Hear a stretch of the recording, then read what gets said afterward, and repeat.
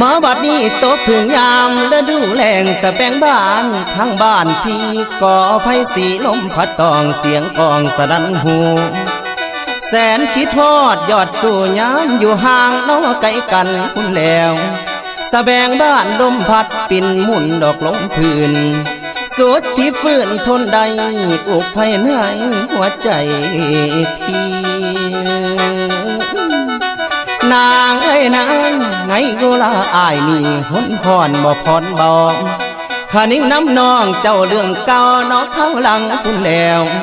มันยังฝังในใจเสียจ้องจำเด้อจิตอายคำที่สายเคยเว้าไว้น้ำสาวเบิดทุกสิ่ง